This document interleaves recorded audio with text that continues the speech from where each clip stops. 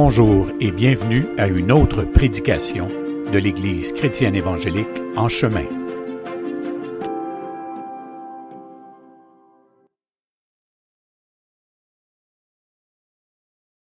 Donc, je vous demanderai de tourner dans Matthieu chapitre 9, versets 10 à 13. Je vais continuer un peu sur l'idée de la semaine dernière. On avait parlé de l'amour, mais de l'amour dans sa dimension, là où l'amour ne doit pas aller. C'est-à-dire qu'un amour, notre amour pour les gens ne doit pas être une feinte, ça ne doit pas être de la comédie. C'est ce que Paul va exprimer dans Romains 12, 9. On va le relire un peu tout à l'heure, sans doute aussi. Il dit que votre amour, que votre charité soit sans hypocrisie. Et on se disait qu'à quel point c'est important de se dire ça comme Église. On n'est pas en train de le dire aux autres, on est en train de se le dire à nous-mêmes, comme si la parole nous interpellait nous-mêmes comme jeune Église sur ce fondement qui n'est pas un fondement parmi tant d'autres, je pense. Il faut voir l'amour de Dieu et l'amour donc au milieu de nous comme étant un dérivé de l'amour de Dieu. Donc, on n'est pas appelé à s'aimer simplement de façon humaine et circonstancielle, parce que ça, finalement, le monde connaît cet amour-là déjà. Mais dans l'évangile de Jean, Jésus nous rappelait, je pense au chapitre 13, il dit « Vous allez vous aimer comme moi, je vous ai aimé ». Ça précise le type d'amour à laquelle on est appelé à manifester les uns pour les autres. Donc, c'est un amour qui est non circonstanciel. Et ça, c'est un gros défi, là. C'est pas un gros défi de le dire, mais c'est un gros défi de le vivre quand même. Donc, ça signifie, un tant soit peu, que ça doit nous amener à aimer des gens qui sont moins aimables. Donc, on ne choisit plus les gens qu'on va aimer en fonction d'un certain nombre de critères qui nous plaisent, mais on aime des gens, point, et on les aime aussi loin que loin qu'ils sont, du bon sens ou de l'amour eux-mêmes. Donc, c'est un amour qui plonge dans les profondeurs de la misère et de l'égarement des gens. Et comment on peut dire une chose pareille? Ben, c'est parce que si le Seigneur Jésus nous dit « Vous allez vous aimer comme je vous ai aimé », ben, faites juste réfléchir un tant soit peu sur le plongeon vertigineux que Dieu a fait dans notre propre misère pour venir nous aimer dans notre folie à nous. C'est un méchant plongeon qu'il a fait de lui. Hein? Fait que, ben, c'est de cet amour-là qu'on va apprendre à s'aimer. Donc, c'est d'être capable de surpasser ce que sont les gens ou ce que sont pas les gens. Puis, donc, c'est pas de notre goût dont il s'agit, mais c'est de ce qu'ils sont. Dans l'œuvre de Dieu, par l'Écriture, tout culmine vers Jésus-Christ. Ça, c'est un fait théologique important. L'Écriture entière pointe vers la naissance d'un Messie qui s'appelle Jésus. Donc, on a déjà dit ça, toutes les institutions de l'Ancien Testament s'accomplissent dans la personne, dans la naissance de Jésus-Christ lui-même. Maintenant que ça c'est dit et que c'est fait, maintenant dans l'œuvre de Jésus-Christ maintenant. Donc, si l'œuvre de l'Ancien Testament, de l'Écriture, pointe vers Jésus, eh bien, l'œuvre de Jésus lui-même, elle pointe vers la grâce et la miséricorde de Dieu. Le but de l'Église, le but d'une Église, au fond, c'est pas sa beauté, c'est la beauté de sa structure ou de son architecture, ou c'est sa bonne gestion, d'avoir réussi à bien placer tout le monde. En d'autres mots, on peut s'intéresser surtout à ça dans l'Église. Non, le but de l'Église, c'est de faire rayonner le message de la grâce de Dieu pour tous les hommes. C'est un coup que tu existes comme Église, ben c'est quoi la raison d'être? C'est que par elle, les gens de ce monde voient Christ. Maintenant, une Église, c'est une institution chrétienne, évidemment, qui réunit d'abord et avant tout des croyants. Donc, c'est le lieu des croyants, c'est le lieu d'un rassemblement, c'est le lieu du corps de Christ, c'est là où on fait un avec lui. Mais l'existence terrestre de cette institution-là, c'est que ça se soit vu des hommes, ça soit remarqué. Et encore là, c'est Jésus qui le disait, vous serez remarqués à l'amour que vous avez les uns pour les autres. C'est à ce signe ou à cet amour que tous connaîtront que vous êtes mes disciples. Donc, une des manières les plus puissantes d'évangéliser, c'est peut-être pas tellement d'aller courir dans les rues, mais c'est peut-être d'avoir appris à comprendre l'amour extraordinaire de Dieu pour nous et de le manifester au milieu de nous. C'est ça qui rend, pour l'incroyant, qui lui crée ce premier niveau d'attirance pour Dieu, parce que cet amour-là a quelque chose d'unique. Parce que c'est pas l'amour des hommes, c'est l'amour de Dieu à travers les hommes. Très différent. Donc, le but d'une Église, c'est pas ceux qui la dirigent. Le but de l'Église, c'est ceux qu'elle veut rejoindre. Mais une Église ne peut pas rejoindre les gens, ce n'est pas d'abord et avant tout une Église. Donc, on s'en sort pas. Donc, on n'existe pas pour créer l'institution. L'institution existe pour rejoindre les gens, mais rejoindre les gens, c'est bâtir l'Église. Dans un commentaire que Bonhoeffer faisait, puis que je reprenais un peu dans mes mots dernièrement, dans un commentaire, c'est que Bonhoeffer avait cette phrase intelligente qui disait « Celui qui veut absolument bâtir l'Église va détruire le frère. Mais celui qui édifie le frère bâtit l'Église. » C'est terriblement brillant comme phrase. Donc, celui qui veut bâtir une Église va détruire le frère, va le faire au détriment des frères, en d'autres mots, mais celui qui va apprendre à édifier des frères va, sans s'en être rendu compte, va avoir bâti une Église.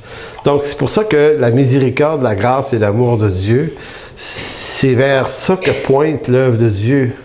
Il faut juste se souvenir de cette question qui est posée dans le Nouveau Testament, à savoir à quoi se résumait la loi et les prophètes. Vous vous souvenez de ça? À quoi se résume la loi et les prophètes? Et la réponse était d'aimer. Tu aimeras ton Dieu de tout ton cœur et de toute ta pensée, et ainsi de suite. Et tu aimeras ton prochain comme toi-même. Il dit, ces deux commandements se résument la loi et les prophètes.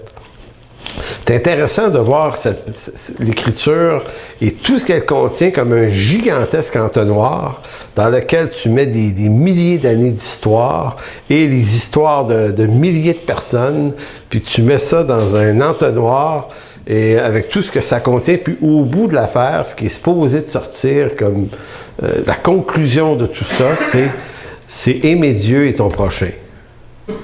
Et dans les deux déclarations, il y a le mot amour.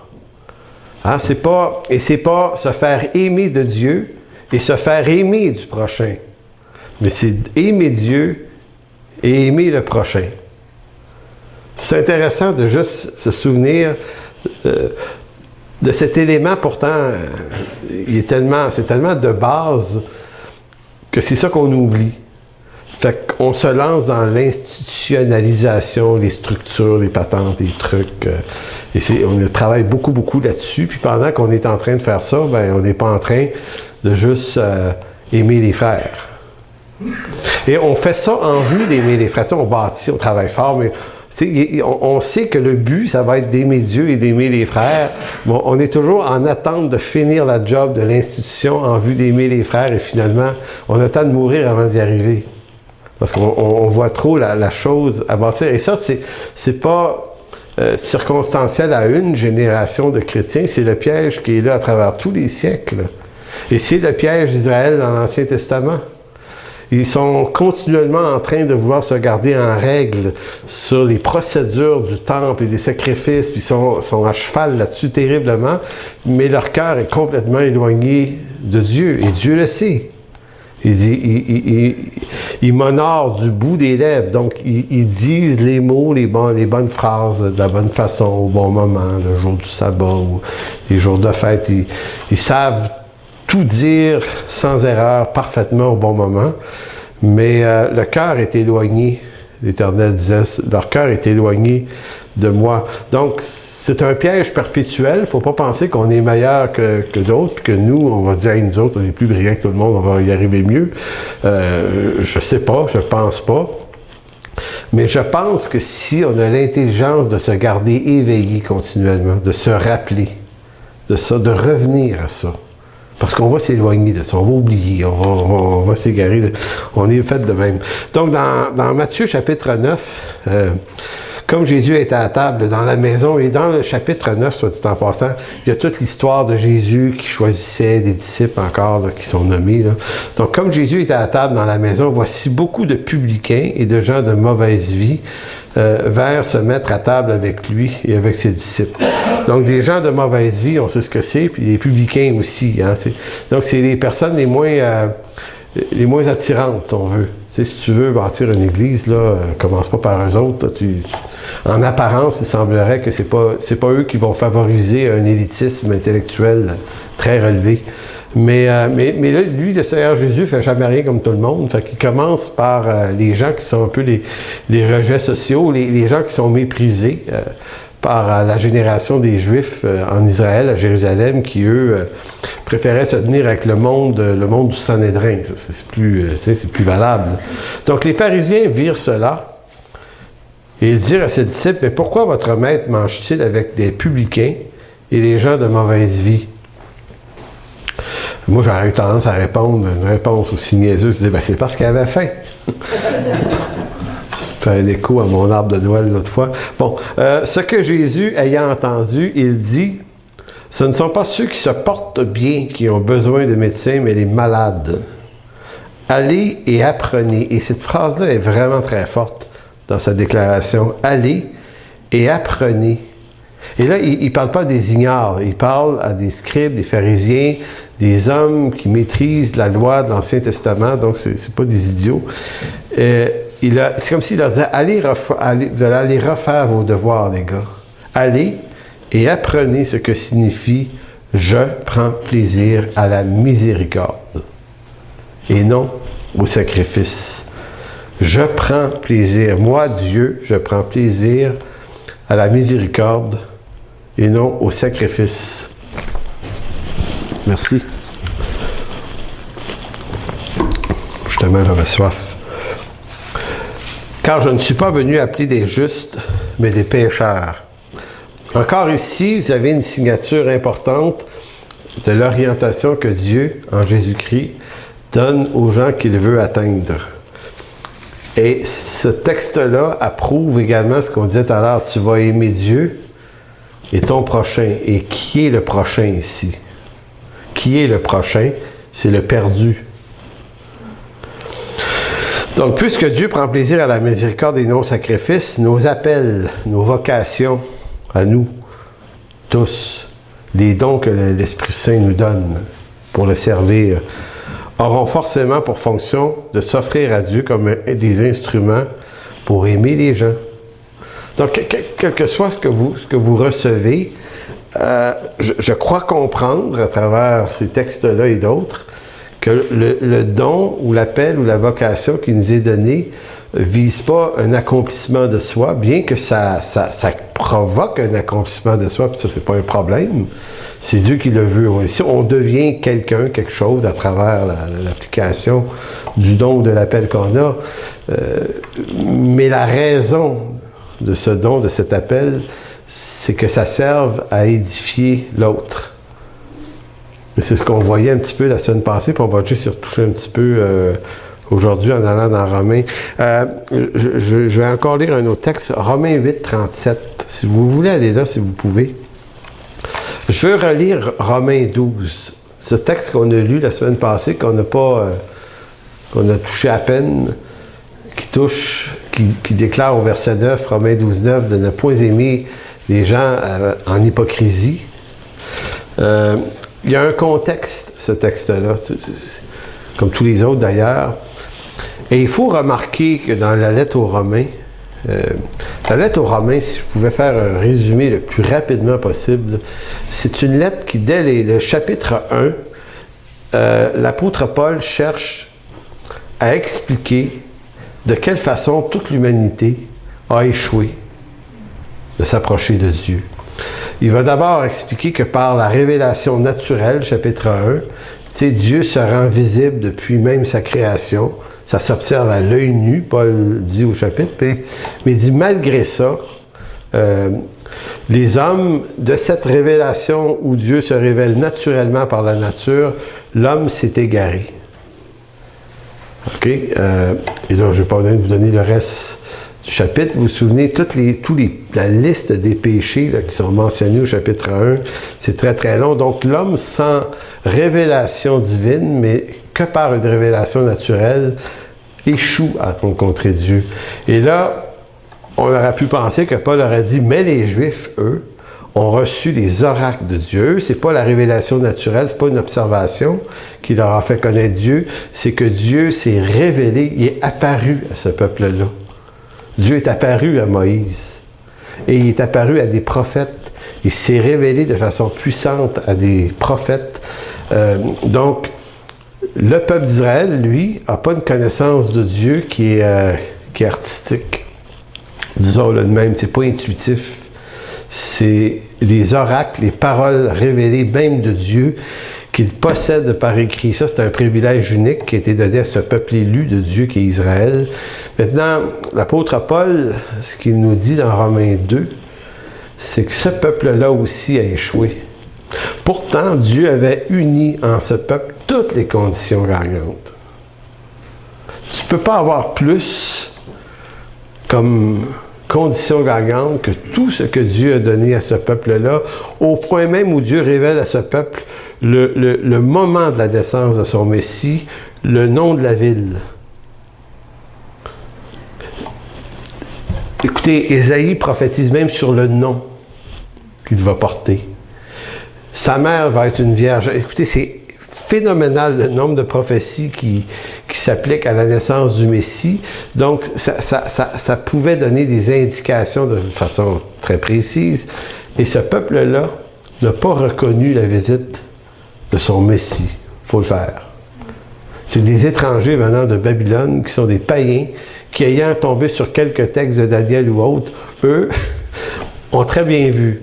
Mais le peuple qui devait tout voir est resté complètement aveugle de sa condition. C'est une grande lettre aux Romains, parce qu'au fond, ce que Paul veut simplement dire, c'est que tous ont péché et tous sont privés de la gloire de Dieu. C'est Romains 3 ensuite. Et les païens et les Juifs, tous ont échoué. Donc, ça nous envoie le message que par des moyens humains, l'homme ne peut pas connaître Dieu par lui-même, à moins que Dieu se fasse connaître à lui.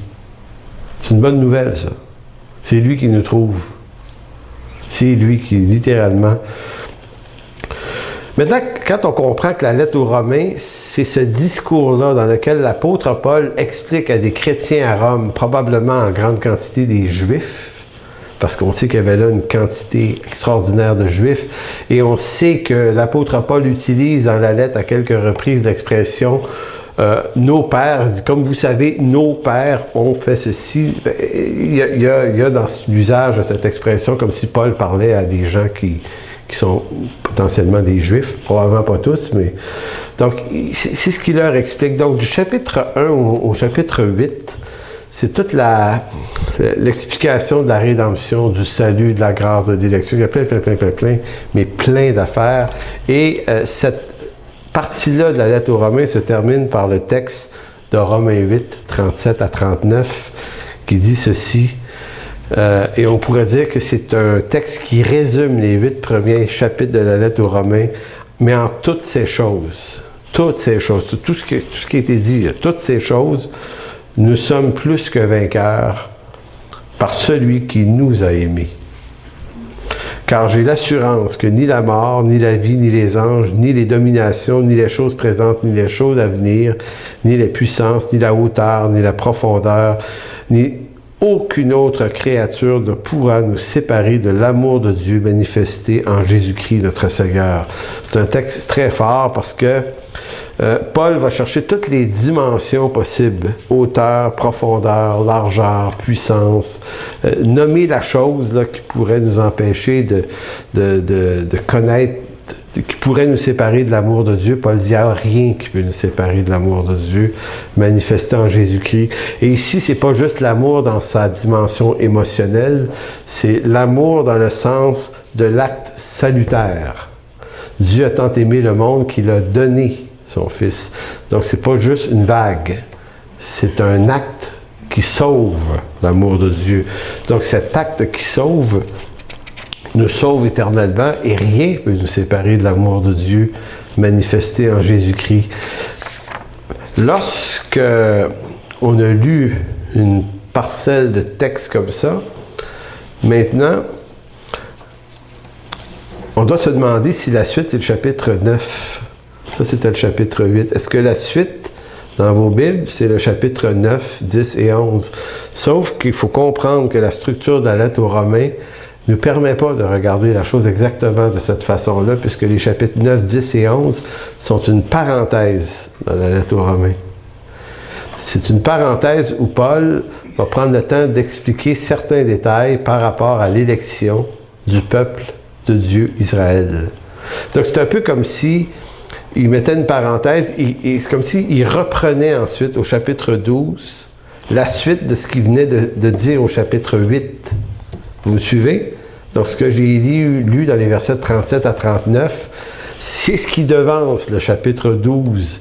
Selon certains exégètes de l'Écriture, c'est un peu, on doit le voir, puis la parenthèse, c'est pas qu'elle n'a pas sa place là, c'est juste que Paul veut, dans une fenêtre à part, préciser des détails sur Israël. Donc, si on faisait, mais il y a même des auteurs qui vont dire que originairement, ces 3 chapitres-là étaient peut-être pas situés là dans la lettre aux Romains. Je suppose qu'il aurait été, là, mais c'est comme si quelqu'un les aurait, dans le montage, placés là. Mais c'est comme s'ils forment une coupure. Donc, si on enlevait ce bout-là de la parenthèse, puis qu'on collait le chapitre 8 et le chapitre 12, on comprendrait quelque chose d'intéressant, puisque comme il vient de dire, rien ne peut nous séparer de l'amour de Dieu manifesté en Jésus-Christ. Hein? Ça finit comme ça. Puis au chapitre 12, verset 1, l'apôtre Paul commence en disant « Je vous exhorte donc ». La phrase « Je vous exhorte donc », c'est un peu comme une façon de dire « Puisqu'on vient de se dire tout ça, je vous exhorte donc, frères, par les compassions de Dieu. » Par les compassions de Dieu. Ce mot-là, compassion, veut dire miséricorde. Tout à l'heure, on a lu un texte dans lequel on entendait Jésus dans Matthieu 9. Il dit « Allez et apprenez ce que veut dire « Je prends plaisir à la miséricorde ». Et l'apôtre Paul, qui comprend très bien le point, va dire « Ainsi donc, je vous exhorte à cause des miséricordes ou de la miséricorde de Dieu. » Donc, Dieu est miséricordieux à votre endroit, à mon endroit. Maintenant, par cette miséricorde-là dont on est l'objet, il va dire offrez vos corps comme un sacrifice vivant, saint et agréable à Dieu. Donc, à la différence des sacrifices de l'Ancien Testament, qui étaient des sacrifices, on tuait la bête. Et la bête était morte lorsque le sang était apporté dans le lieu très saint. Ici, on parle d'un sacrifice vivant. Saint, agréable à Dieu, ce qui serait de votre part un culte raisonnable. Ne vous conformez pas au siècle présent, mais soyez transformés par le renouvellement de l'intelligence afin que vous discerniez quelle est la volonté de Dieu, ce qui est bon, agréable et parfait. Donc, je vous disais la semaine passée qu'on aurait tendance à interpréter le texte, comme je l'ai déjà fait d'ailleurs, malheureusement, en voyant ce texte-là comme étant la clé pour découvrir son appel et sa vocation. C'est offrez vos corps, ne vous conformez pas au siècle présent, soyez transformés par le renouvellement d'intelligence, comme si c'était une équation en 3 temps.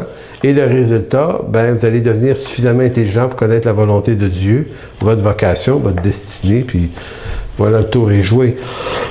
Mais c'est pas nécessairement ce à quoi l'apôtre Paul, c'est pas ça qu'il avait en tête lorsqu'il écrit le texte. Et c'est pour ça que quand on veut faire un enseignement plus textuel, on essaie de ne pas lui faire dire ce qu'on a envie de lui faire dire, le texte. Il ne doit pas raisonner comme on veut qu'il raisonne, il doit raisonner comme l'apôtre Paul voulait le faire résonner à ses auditeurs, à lui. Ça va être sérieux. Donc, qu'est-ce que l'apôtre Paul semble être en train de vraiment vouloir dire aux gens de Rome, c'est que l'œuvre miséricordieuse, gracieuse et l'amour que Dieu a pour des perdus, là, cette compassion de Dieu, Dieu veut par nous la faire connaître. Donc, les vocations, l'idée d'offrir nos corps, l'idée de ne pas se conformer au siècle présent, mais d'être transformé dans notre intelligence, c'est en vue d'entrer dans une relation avec Dieu par laquelle Dieu va nous équiper de dons. Et là, vous avez cette partie, à partir du verset 3, je le relis encore, « Par la grâce de Dieu qui m'a été donnée, je dis à chacun de n'avoir de lui-même pas trop une haute opinion, mais de revêtir des sentiments modestes, selon la mesure de foi que Dieu a départie à chacun, pour la simple raison que ce n'est pas de nous dont il s'agit. » Donc, ces dons, ces appels, ces vocations, ces charismes que Dieu nous donne, c'est pas pour notre élévation. Donc, c'est comme si Paul disait, puisqu'il s'agit des compassions et de la miséricorde de Dieu, eh bien, vous allez devoir apprendre à vivre ça comme étant un don gracieux que Dieu vous fait, mais pas être des porteurs de bonnes nouvelles pour d'autres. Car nous avons, dit-il au verset 4, plusieurs membres dans un seul corps et que tous les membres n'ont pas la même fonction. Ainsi, nous qui sommes plusieurs, nous formons un seul corps et nous sommes tous membres les uns des autres, puisque nous avons des dons différents, selon la grâce qui nous a été accordée, que celui qui a le don de prophétie l'exerce selon l'analogie de la foi. Celui qui est appelé au ministère s'attache à son ministère, que celui qui enseigne s'attache à son enseignement, et celui qui exhorte à l'exhortation, que celui qui donne le fasse avec libéralité, que celui qui préside le fasse avec zèle, que celui qui pratique la miséricorde le fasse avec joie. Et c'est là qu'arrive cette fameuse déclaration que la charité, ou l'amour agapé ici, fraternel donc, soit exempt de toute hypocrisie. L'apôtre Paul n'est pas dans un autre sujet, là. Il est toujours dans la suite de la même idée. Il revient sur l'amour du chapitre 8. Rien ne peut nous séparer de l'amour de Dieu révélé en Jésus-Christ. Cet amour dont on est les porteurs, maintenant on doit le porter vers l'autre et on va devoir le faire sans comédie. C'est ce que veut dire le mot hypocryptes dans le grec est un comédien, un acteur. Donc, cet amour-là, on doit le donner, le recevoir tel quel et le redonner tel quel.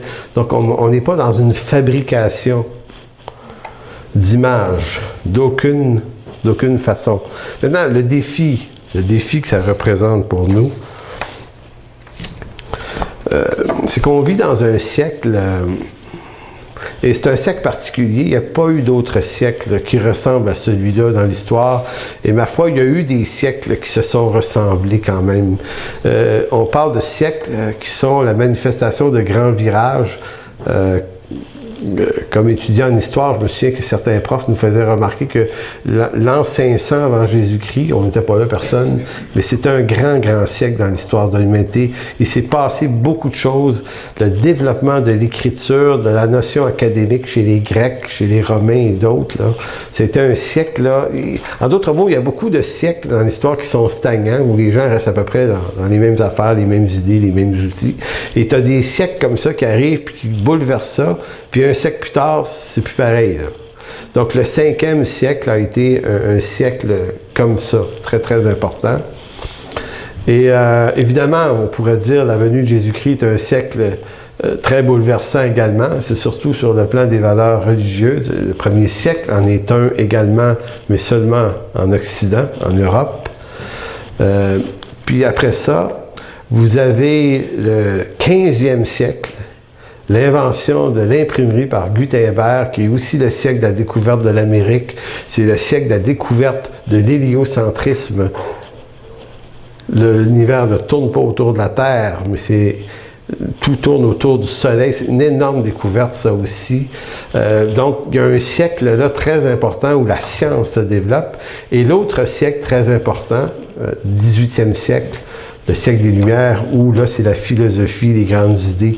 Donc, vous avez quelques siècles comme ça qui sont marquants, qui sont extrêmement marquants dans l'histoire. Et nous, on est dans un siècle marquant aussi. Le 21e siècle est un siècle qui transporte l'humanité ailleurs.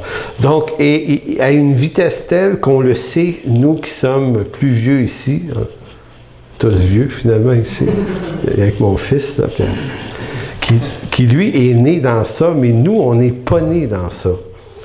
Moi, je suis né dans un temps et dans un lieu où il y avait des téléphones à 3 coups. Gilles s'en souvient.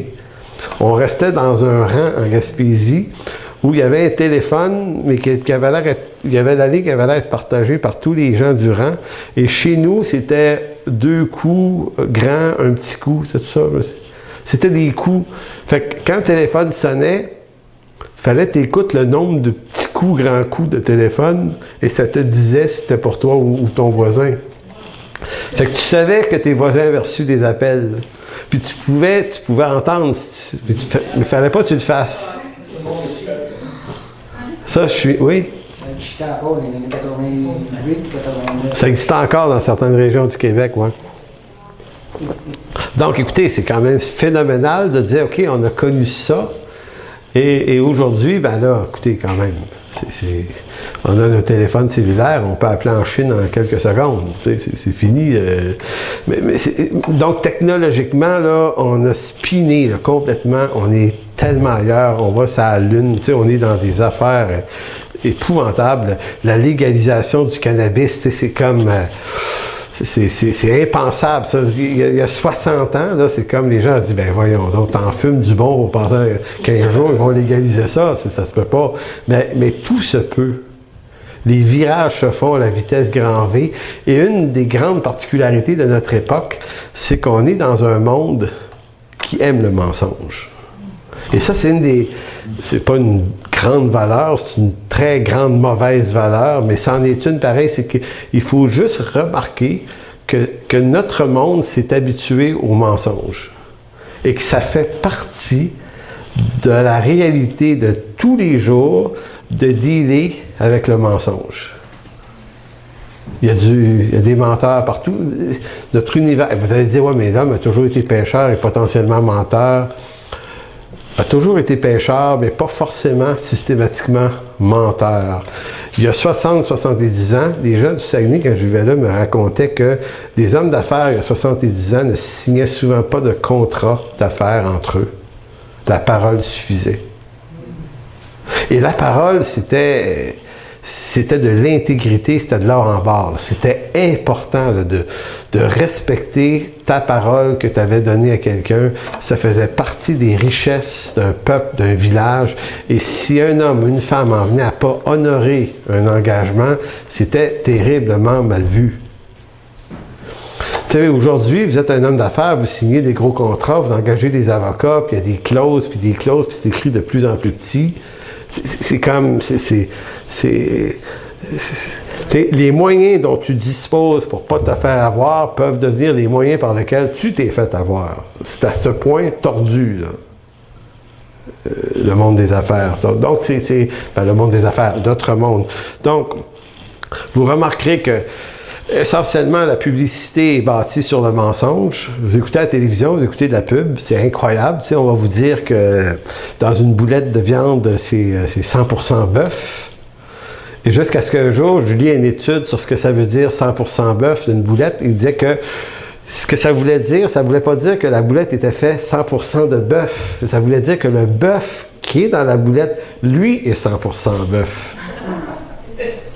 Ben voyons donc, oui, il dit. En d'autres mots, il y a une intelligence mensongère extrêmement puissante dans le monde de la pub pour être capable de dire, mais il faut leur mentir légalement. Donc, il faut trouver une façon de pas leur avoir dit ce qu'ils sont en train de bouffer, ou boire, ou manger, peu importe, qu'on ne peut pas se faire accuser d'avoir menti, mais on les a bourrés complètement pareil. Et c'est ça, là, c'est terrible. C'est terrible. Tu sais, c'est comme on veut te vendre une voiture, tu sais, à la télévision, on te dit ça va te coûter 52 $ par semaine. Tu dis, hey, c'est pas cher. Mais tu sais, ils t'ont pas dit que la carrosserie ne venait pas avec, par exemple. Il n'y a rien d'élevé. En d'autres mots, si tu prends l'auto avec les options minimales normales, ben là, c'est plus 52 $. Mais écoutez, c'est un arnaque quand même, mais c'est pas vu comme ça. Pourquoi? Parce qu'on est dans un siècle qui a accepté que le mensonge faisait partie de notre réalité.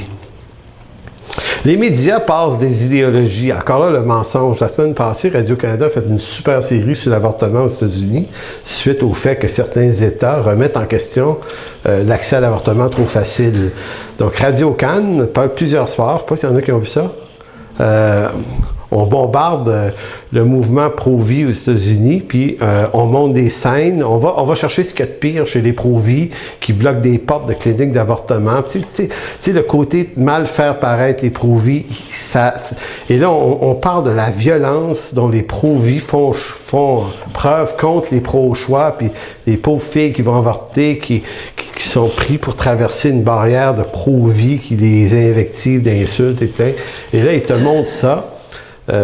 Plusieurs soirs, c'est un reportage qui durait pas 30 secondes, c'était long.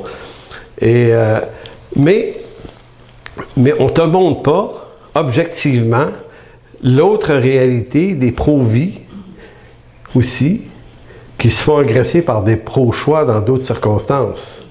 À coups de batte de baseball aux États-Unis, des affaires graves qui se passent. On n'a pas parlé de... Et on ne parle pas de la violence qui est faite à un embryon, un bébé, dans le ventre de sa mère, dans la clinique. On ne parle pas de ça. On décide de maquiller le reportage pour faire voir un angle idéologique très précis, et on vous dit, nous sommes un média d'État très, très objectif. Nous autres, on est très neutres. C'est de la nouvelle bâtie. Alors que l'ensemble de bien des nouvelles qu'on entend, surtout quand c'est sur des questions politiques, encore là, l'objectivité ne fait pas honneur. Prochainement, parlant encore de mensonges, il y a des élections qui se préparent au Canada. Watchez ça. Des promesses, de toute beauté. Il y a plusieurs années, le Parti libéral du Canada promettait de s'intéresser à toute la question de l'écologie. Et après l'élection, ils se sont retrouvés à Paris pour le COP 21. Vous vous souvenez de ça? Il y a 3 ans. Et moi, j'avais écrit un article à l'époque, puis j'avais dit dans mon article sur mon blog, j'ai dit, écoutez, M. Trudeau est parti à Paris, ils ont signé un accord, il y avait des photos, c'était le triomphe écologique. Et moi, j'avais dit, ils le feront pas, c'est juste de la politique, les gars, réveillez-vous, c'est des politiciens qui ont fait ça. Et le politicien, l'art de la politique, c'est l'art de vouloir plaire au peuple pour qu'ils te réélisent ou qu'ils soient contents de toi, et que les médias le disent aussi, qu'ils sont contents de ce que tu fais et de ce que tu décides. Mais tu as rarement en politique l'intention de faire ce que tu as promis. C'est 2 games, cette affaire-là, voyons. Et la raison pour laquelle j'affirmais qu'il ne le ferait pas, c'est parce que le Canada, son économie de base repose, malheureusement peut-être, sur les énergies fossiles. C'est la base de l'économie canadienne. C'est extrêmement important. En péréquation, le Québec reçoit des milliards grâce à ça. Donc, qu'on aime ça ou pas, le point, c'est que c'est pas quelle est notre opinion sur les énergies fossiles. La question, c'est que tu es coincé dans une économie qui en dépend. Donc, c'était facile de dire, il ne peut pas le faire. Il peut juste dire qu'il va le faire.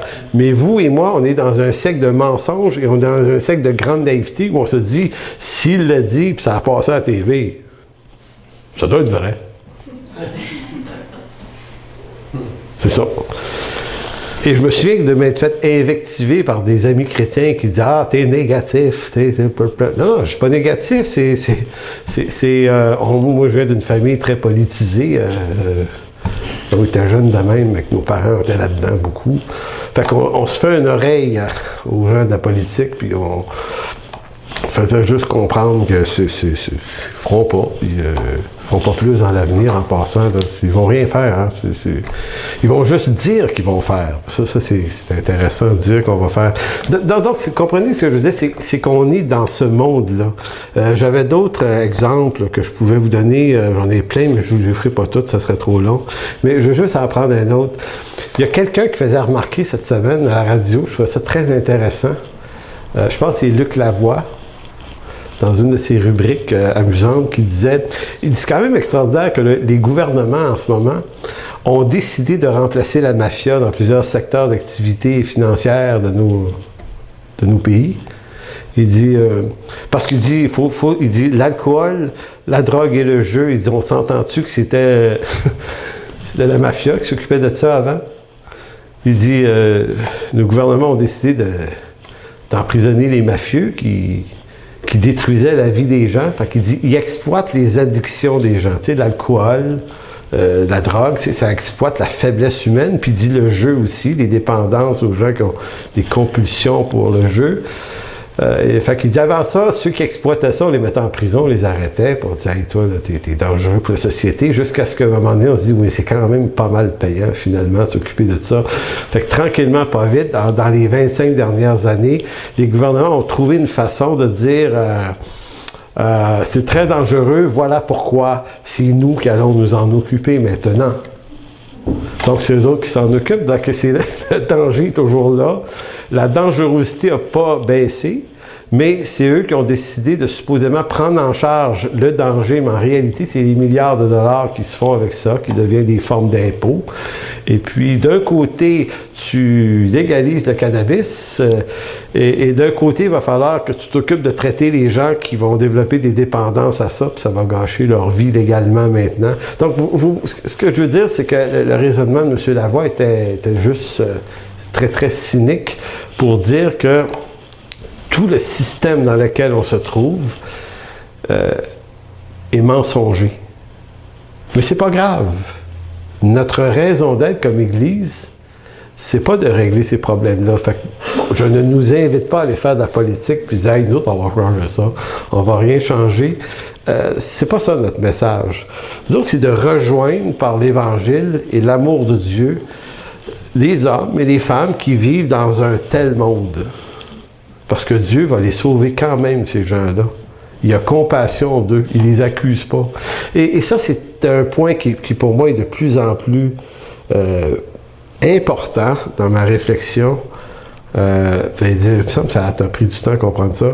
Mais Dieu est vraiment venu sauver des pécheurs.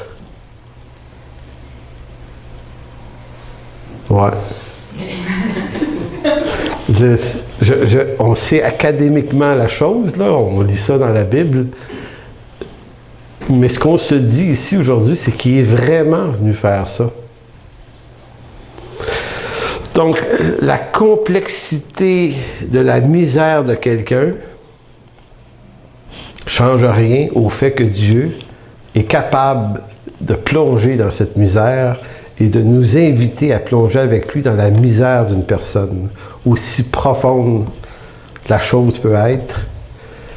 Et c'est là qu'on se rencontre avec la dimension où Paul insiste sur le fait que l'amour de Dieu doit être sans hypocrisie. Donc, on ne va pas plonger là-dedans de façon stratégique, mais pour de vrai. On ne va pas plonger là-dedans en se surprotégeant soi-même, on va plonger là-dedans pour de vrai. Et si je vous disais que les médias, les systèmes de justice, les gouvernements, tout ce qui existe dans ce monde est corrompu,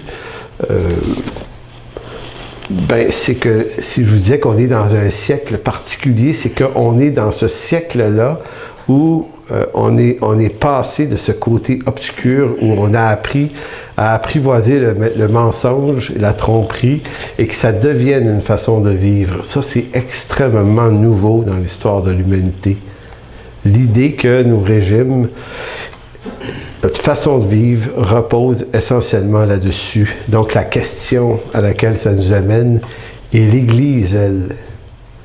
Est-ce que l'Église échappe assez courant mensonger, ou est-ce que, puisqu'on est fils et filles de ce siècle, on n'est pas en train de se rendre compte qu'on reproduit dans nos églises et dans nos vies des stratagèmes semblables, puisqu'on est fils et filles de ce siècle et de ces valeurs-là, on les reçoit. Souvenez quand je vous disais qu'il y a plusieurs années que des bouteilles de plastique, ça renferme des particules qu'on appelle du bisphénol A, et qu'à toutes les fois qu'on boit de l'eau, on en ingurgite quelques particules à chaque fois. La bouteille de plastique ne m'a pas demandé la permission. Si elle pouvait laisser quelques particules de bisphénol A dans mon métabolisme, elle le fait tout simplement parce que je consomme de l'eau. Donc, inconsciemment, si on vit dans un siècle, eh bien, on consomme les idées de ce siècle. On est là. Ça nous rentre dedans et on ne le sait pas. Et peut-être que comme croyant, comme pasteur, peut-être qu'on ne le sait pas qu'on ment, qu'on manipule, qu'on joue une game, qu'on aime par hypocrisie, et par hypocrisie, j'entends bien m'expliquer quand même, chez les Grecs, d'où vient le mot hypocryptes. L'hypocryptes, ce n'est pas une personne malveillante chez les Grecs, mais c'est un comédien, c'est l'acteur, c'est celui qui, dans une pièce, une œuvre théâtrale, prend le rôle ou donne la réplique. C'est ça, c'est l'idée de donner une réplique dans un rôle théâtral, c'est un hypocryptes. C'était un métier noble. Maintenant, péjorativement, l'Évangile, Jésus-Christ et les apôtres récupèrent le mot, comme les Grecs aussi, de façon péjorative, pour dénoncer ceux qui donnent d'eux-mêmes une image faussée par l'usage d'un comportement public qui manipule l'opinion des gens.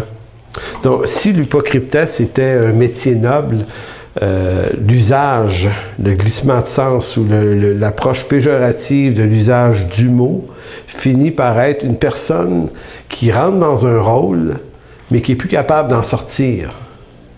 Parce que chez les Grecs, l'hypocryptes, quand la pièce est finie, il redevenait lui-même, là. Il sortait du personnage. Mais le problème, c'est ce qui est dénoncé dans les évangiles, c'est que tu peux rentrer dans un personnage et le tenir toute ta vie. Et tu t'en es pas rendu compte. Mais pas du tout. Fait que tu as joué un rôle. Et c'est ça que Paul essaie d'aller chercher dans Romains 12:9. Votre amour doit être exempt d'un rôle dans lequel vous vous placez, comme vous disant être en train d'aimer. Dieu ne nous appelle pas à aimer les hommes et les femmes de cette façon-là. L'apôtre Paul, bon, je vais continuer. L'hypocrisie est une forme d'idolâtrie. Pourquoi?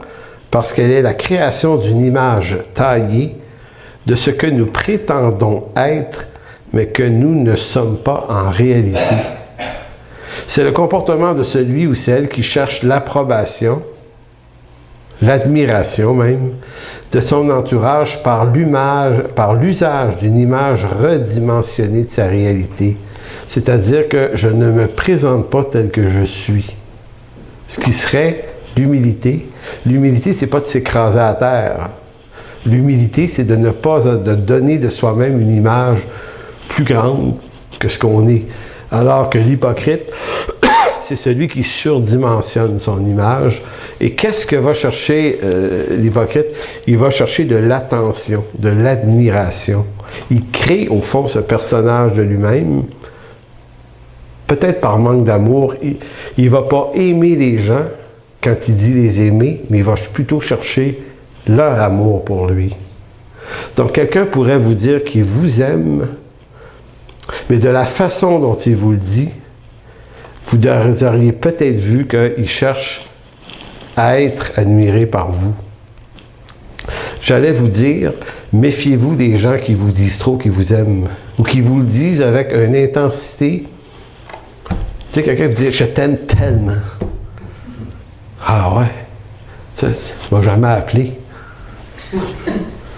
Moi, je me souviens qu'on allait aux États-Unis, là, ceux qui se souviennent des conventions, je me souviens que j'allais là-bas, puis Les Américains sont des gens très édifiants, puis à un moment donné, tu rencontres quelqu'un que tu ne connais pas, puis tu dis « I love you so much ». Je sais pas si tu as dû rencontrer des gens comme ça. « You're a great man of God ». Tu sais, puis là, c'est gentil, c'est mieux de faire dire ça que de faire dire des bêtises en passant, c'est tant qu'à ça. Mais en même temps, moi, j'étais tout le temps perplexe, mais tu m'aimes de quoi? Bon, t'aimes tes frères, parce que oui, mais tu sais, le bout d'intensité, un peu trop, comme si on était dans une intimité, puis que tu me connais, puis tu veux m'édifier, ça marche pas. Donc, il y a cette tromperie dans la communication de l'amour qui est je prétends aimer, je prétends le dire, je l'affirme beaucoup, beaucoup, mais en le faisant, je suis en train de piéger les gens dans une relation pour obtenir quelque chose. Juste de l'approbation, de l'admiration. Donc, ce que je suis en train de faire, je suis en train de m'idolâtrer, de chercher une attention qui provoque une forme d'idolâtrie. C'est vraiment subtil, mais vraiment subtil. C'est la raison pour laquelle Jésus dénonçait les scribes et les pharisiens, beaucoup. Donc, or, l'apôtre Paul avertit les chrétiens de Rome de ne pas aimer les gens par l'usage de l'hypocrisie, c'est-à-dire de ne pas s'inventer un faux personnage qui maîtrise l'art du discours affectueux en vue de séduire. Devant Dieu, c'est le don de soi qui est le sceau de l'amour vrai. Donc, c'est cette idée qu'on ne peut pas aimer en parole, selon l'Écriture. Juste le dire, ben, c'est gentil de le dire, mais l'amour est dans le don. Dieu a tant aimé le monde qu'il a dit, non, qu'il a donné. Dans le livre des Actes, il est écrit qu'il n'y a pas de plus grand amour que de donner sa vie pour ceux qu'on aime. Il y a plein de déclarations dans l'Écriture où aimer et donner sont conjugués ensemble. Et aimer les gens ne consiste pas seulement à dire qu'on les aime, mais consiste plutôt à donner notre vie de telle sorte que Dieu soit glorifié. L'amour authentique coûte à celui qui désire aimer ses semblables. J'ai envie de dire ça coûte aimer les gens, mais ça rapporte énormément aussi de bien-être pour le cœur et l'âme de celui qui se donne la peine d'aimer. Tout comme le bon berger, Jésus-Christ, donne sa vie pour ses brebis. Et c'est pour ça que dans Jean 17, il va dire « C'est pourquoi ma joie est parfaite. » Ma joie est parfaite. Je vous laisse sur un dernier passage, puisque je suis rendu juste à la page 3.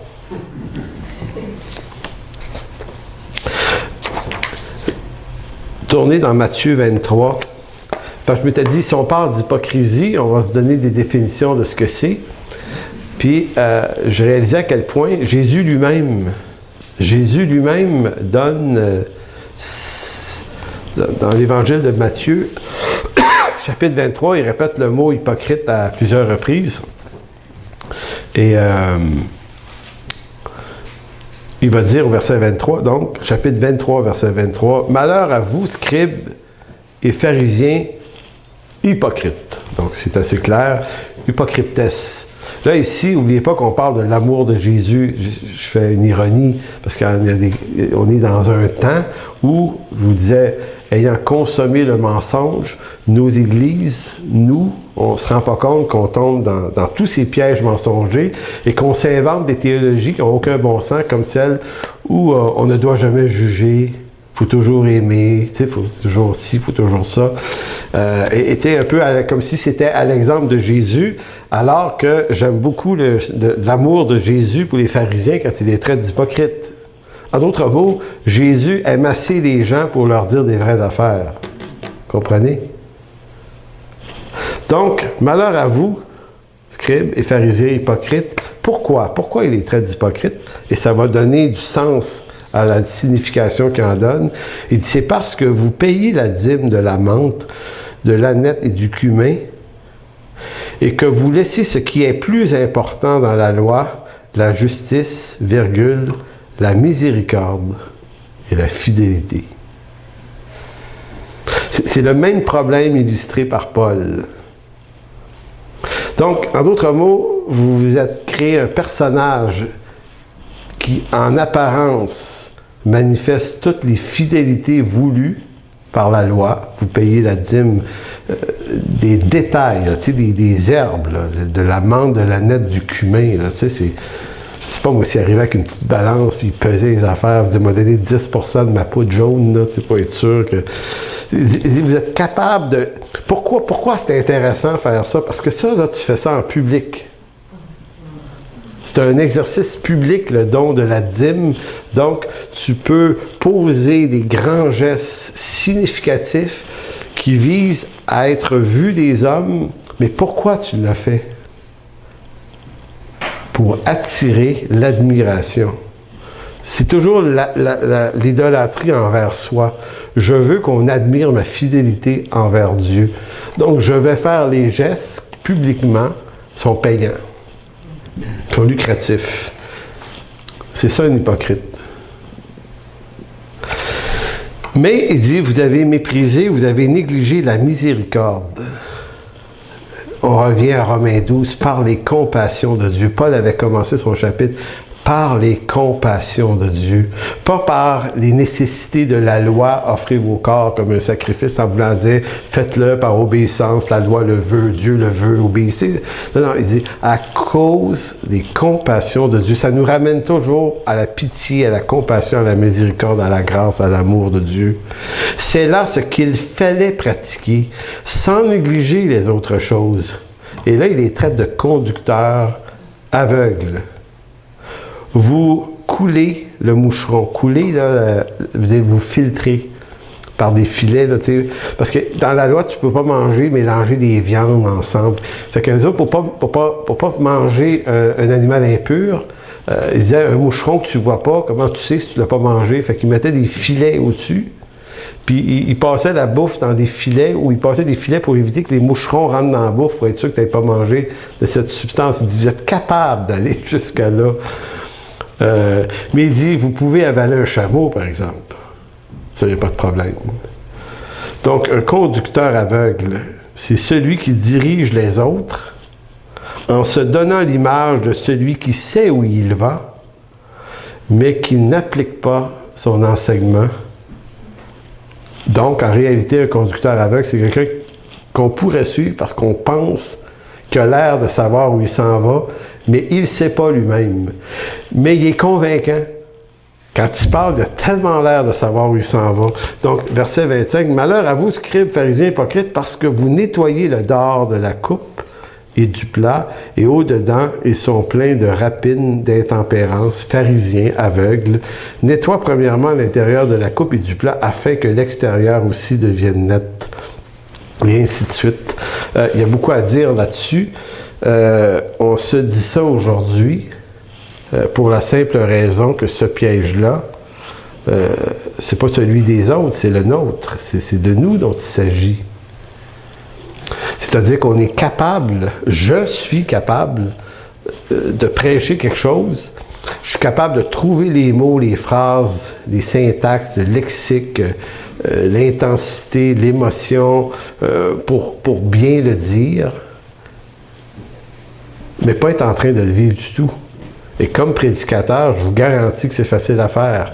On peut être quelqu'un qui dit aux gens de son église, il faut aller évangéliser, il faut aller témoigner, il faut aller porter la foi. Maintenant, si comme prédicateur, tu ne le fais pas concrètement, dis-le, tu ne devrais pas le dire, tu ne devrais juste pas le dire, c'est tout.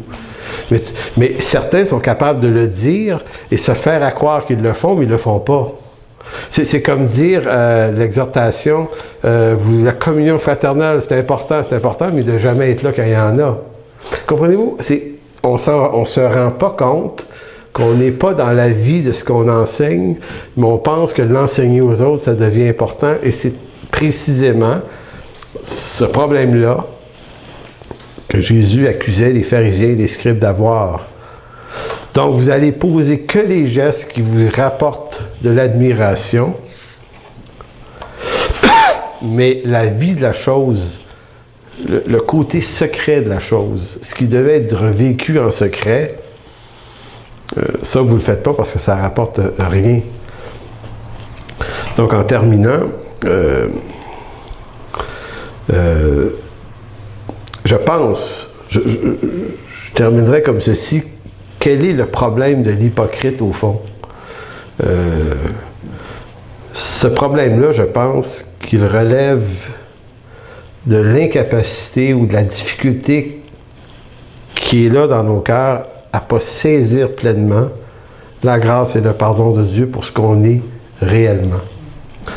Je le dirais comme ça, c'est que jouer une game, c'est de ne pas avoir accepté le pardon de Dieu pour ce qu'on est vraiment. À partir du moment où tu rentres dans l'authenticité de ta propre bêtise, tu vois ta bêtise, tu acceptes ta bêtise, mais tu l'acceptes dans le regard du sang de Christ qui lave ma bêtise. C'est comme si je suis bête de cette bêtise, mais j'en suis lavé, purifié et pardonné à la fois. Donc, c'est là, mais je suis plus ça en Jésus-Christ. Donc, délivré d'avoir à cacher absolument la chose. Délivré de la nécessité de m'inventer un personnage qui s'éloigne de ma bêtise, parce que c'est ça, au fond, le réflexe qu'on a. Je suis inconsciemment tellement ça que je vais me déguiser en complètement ça. Et là, je trompe les gens, et j'aime les gens dans une forme d'hypocrisie, de relation qui est fausse.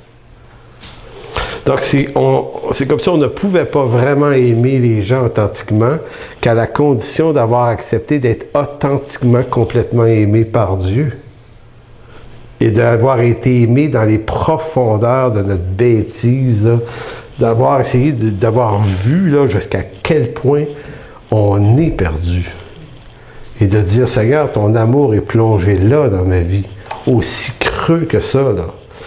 Et d'avoir laissé l'amour de Dieu couler aussi creux que ça dans nos cœurs, ça rend notre amour, ou l'amour de Dieu qui devient l'amour de Dieu en nous pour les autres, est capable d'aller certainement aussi creux dans la bêtise des autres sans condamner, mais en vue de sauver. Donc l'hypocrisie, ça serait comme pas juste un défaut qui serait dû à quelqu'un qui veut juste être malveillant intentionnellement. Ça doit être probablement plus creux que ça. Ça doit être un problème de grâce, un problème de pardon, un problème d'incompréhension de l'amour de Dieu. Je pense. On va creuser ça. Amen. Jean, tu veux revenir? Alors, Seigneur, on veut te rendre grâce pour ta fidélité, ta bonté. Seigneur, puisque c'est de ça qu'on parle, ta bonté, ta miséricorde, on prie ensemble ce matin pour que tu nous révèles, Seigneur, et si pour nous révéler ton amour, peut-être que tu nous révèles aussi notre bêtise. Parce que ton amour est certainement encore plus grand, plus profond, plus large que notre folie, que notre bêtise. Et Seigneur, fais en sorte que ton amour descende profond dans nos cœurs. Profond dans nos cœurs. Afin qu'on ne soit pas épouvanté par la folie des autres. Au contraire. Que ta compassion, celle que tu as d'abord eue pour nous rende compassionnels pour les autres. Merci, mon Dieu. Amen.